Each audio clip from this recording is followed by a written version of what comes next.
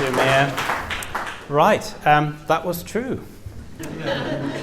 So I'm from Hilverkus. I'm interested in boundary markers, but primarily in the history of local government in England, but more specifically in London. So we all know the London boroughs, but what came before it, the metropolitan boroughs. Before that, the districts of the Metropolitan Board of Works, the parishes, which existed for a long time. So all that I'm sharing on Twitter now, as you know. Follow me on Beating the Bounds at LDN_boundaries.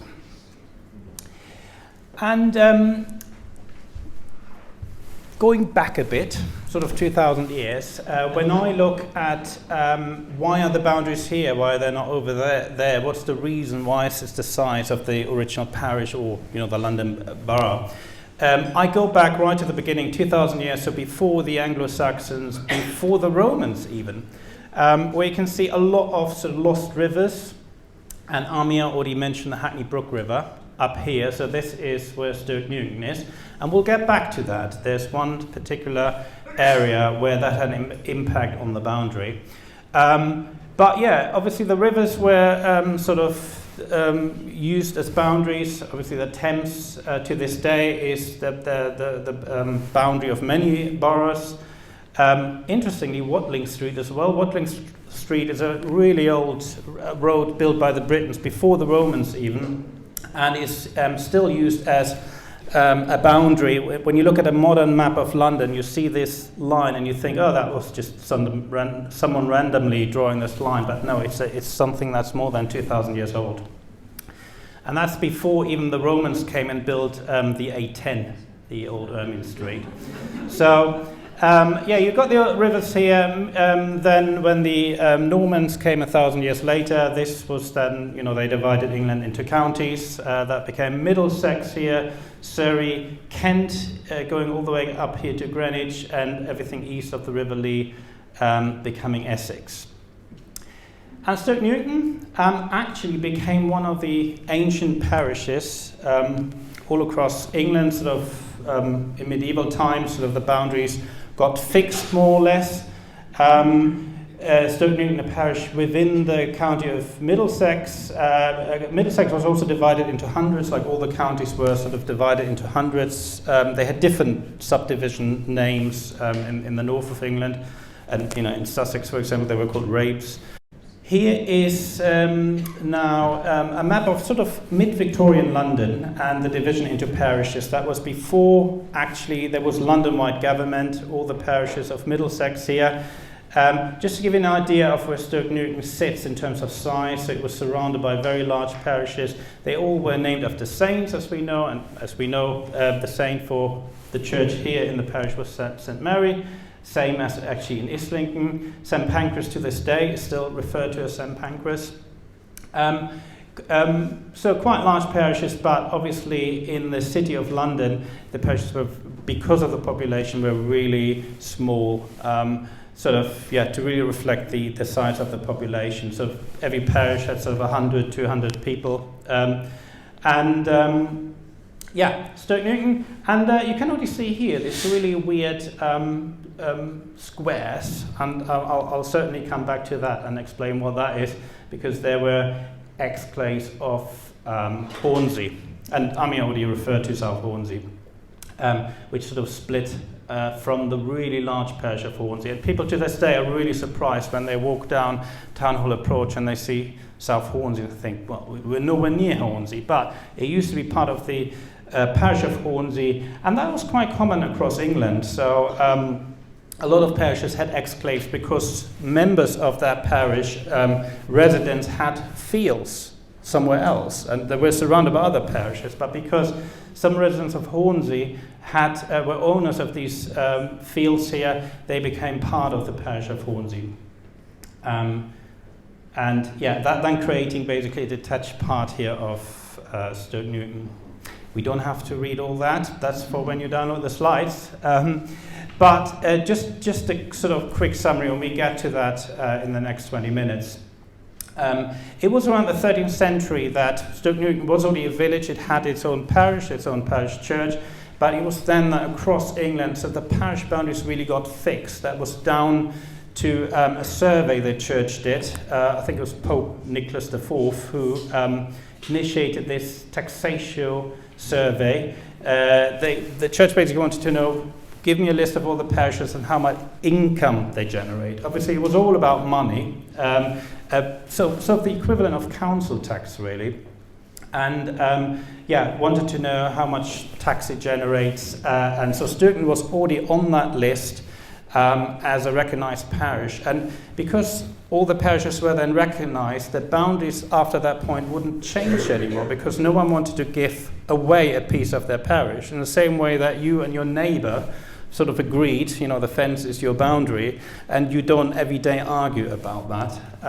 And in that way, sort of the parishes were fixed. There were the occasional boundary disputes, and there was even one between Stoke Newington and Hackney still in 1814, which was sort of the last one about Crossway Street. Let's have a quick look at what the actual parish looked like. Here's a very early map. I think it's the earliest, 1814 map. Sort of shows you the parish. You got the domain, sort of church land in the north. Was sort of the border here, Green Lanes. Had a bit of sort of Clissold Park. It was running right through it. Then you got down here Crossway down here. So they all had different names. Obviously, Bull Lane Road was Coach and Horses Lane. Crossway was Cock and Castle Lane, and then all the way up the A10, the old Roman road, 2,000 years old, is the historic boundary, which a lot of people are surprised about when they, especially when we get into this area, say, well, this is the old Stoke Newington. It actually never was in the original parish or the original borough. Here's sort of the original boundary on a very modern map of London. So you can see a bit better where the boundary was, and here, of course, the detached part of South Hornsey, creating another detached part of Stoke Newington. We'll zoom in a bit. That's from Google Maps. I don't know why all the pubs are popping up, but the Shakespeare talking about it was, for example, in Hornsey. It wasn't only in 1900 became part of the borough of Stoke Newington.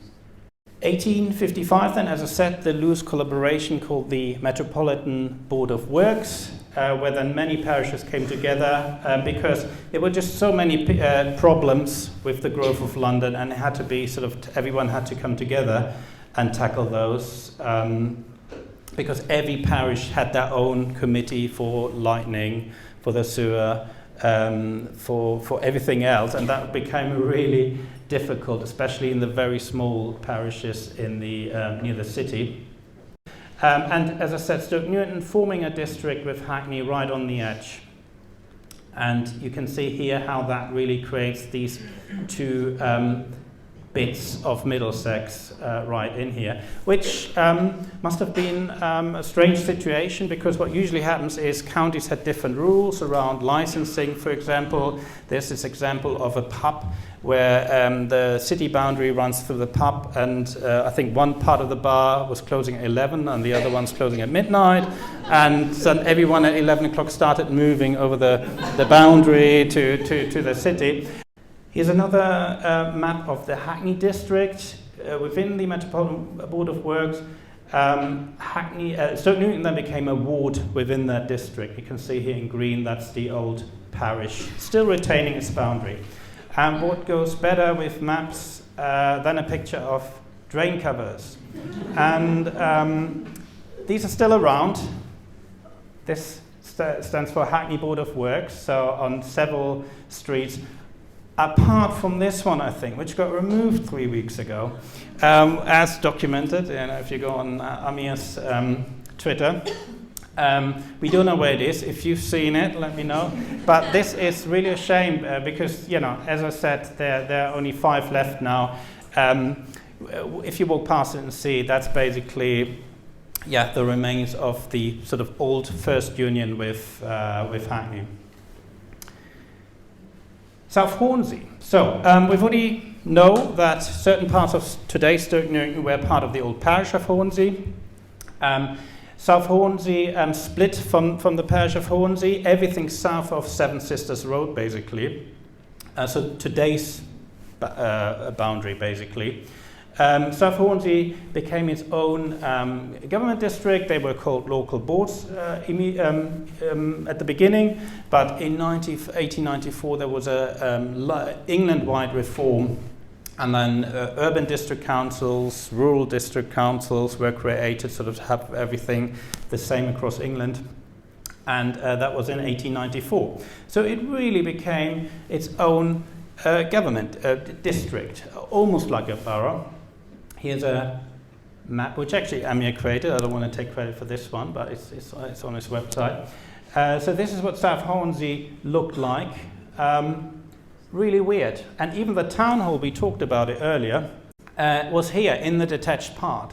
So it must have been really weird living in South Hornsey, and I really wonder if people sitting here in the Shakespeare saying, we are the South Hornsians, was there something like a local identity for someone from South Hornsey? Yes. The South Hornsey Town Hall, and what it looks like today.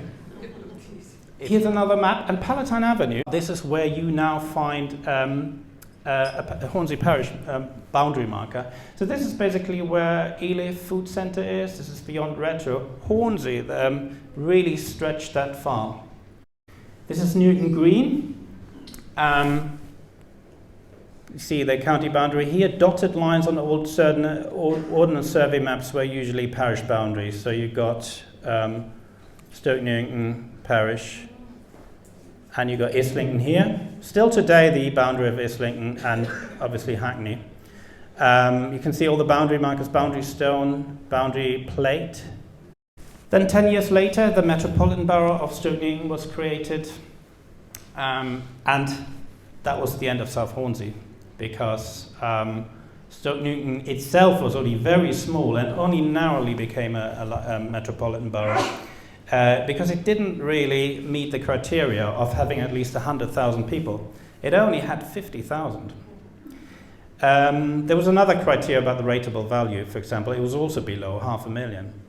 But there was a lively debate, and to my surprise, it was all written down with Hansard. You can look at all the different speeches made in Parliament, and you can actually read the whole debate, how they were considering certain options. So, but in the end, they couldn't break up the old ancient parish of Hackney, because you wouldn't really do that, break up an old ancient parish, and you've seen how big the old ancient parish of Hackney is.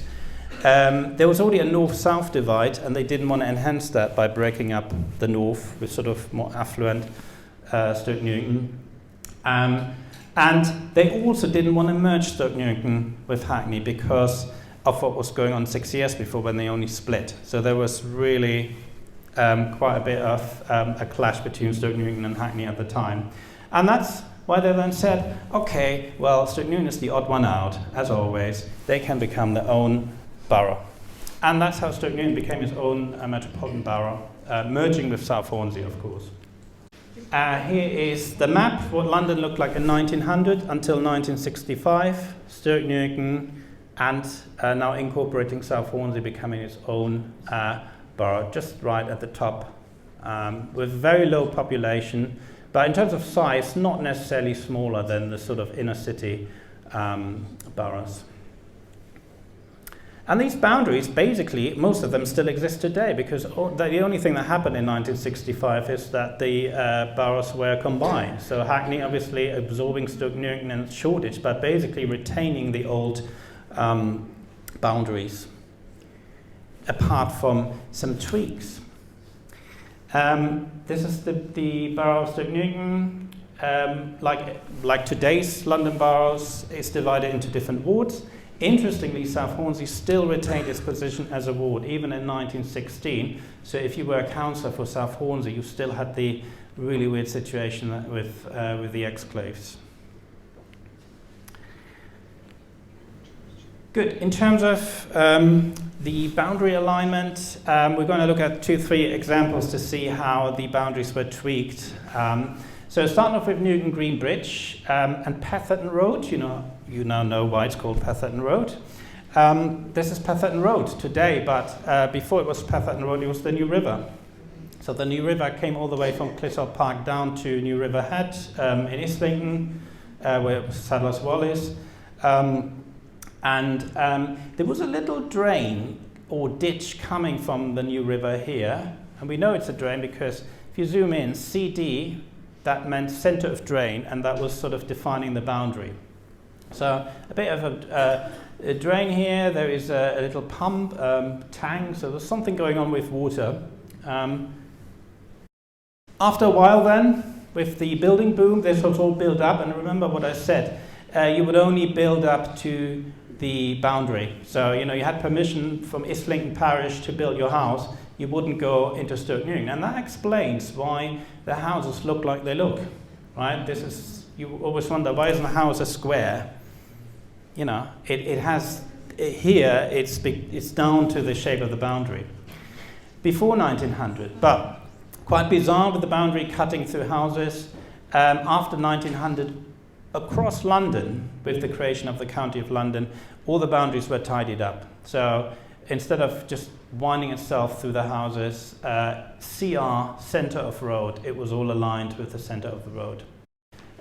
This is today, so Stoke Newington, Islington, the old boundary, cutting through here basically. And if you really look, you may have walked past this point here, you won't notice because it's all black, but if you really look, that's a boundary marker.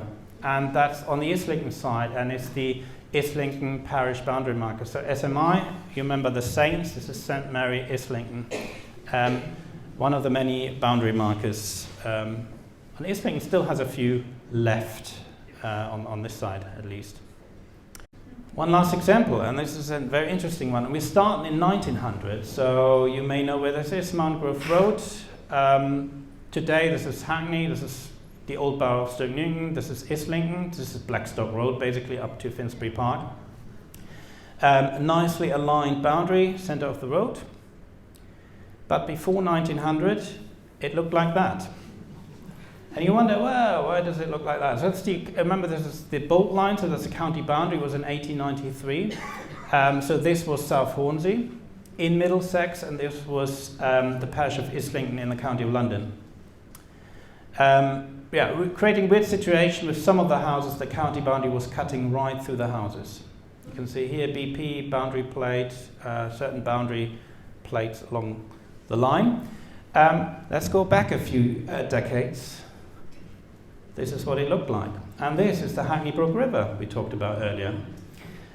CS, centre of stream, so at this point Mount Grove Road was actually the Hackney Brook, centre of stream.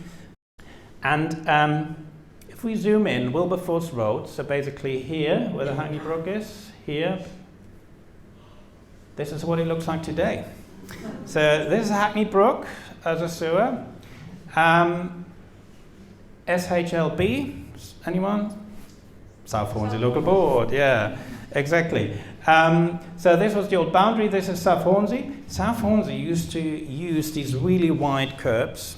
So if you walk up Wilberforce Road and the whole area, and even some parts of the detached part of South Hornsey, you'll see that wide curb.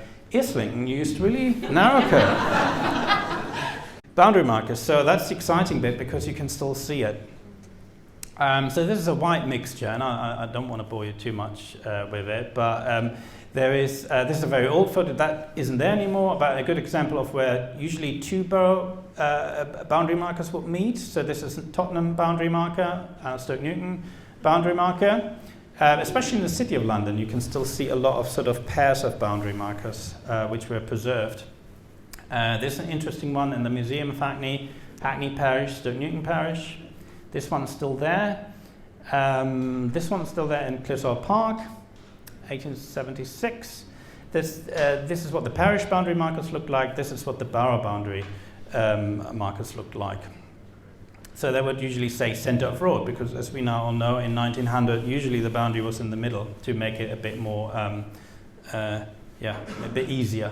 This is an interesting one, SMI, we've heard. This is on Newton Green, Islington, Stoke Newington, actually saying the boundary is 28 feet away from here at Newton Green. This one, Boleyn Road, isn't there anymore. That's what we call a ghost marker. And this one's still there, Clissold Park, SN, on the original boundary. So Hornsey also had markers. That's what a Hornsey marker looked like. This is Paradise Row on Church Street, actually. As we know, the new river used to be there, isn't there anymore. But what's the boundary? And if we zoom in, this is what a typical Hornsey marker looked like. And we even know what number was in it because they were all numbered.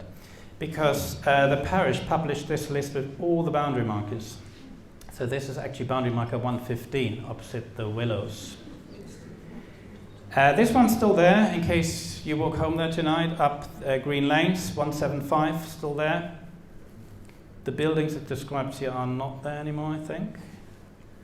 But the Green Lanes there, as I said, was the parish boundary. And I think that concludes the talk.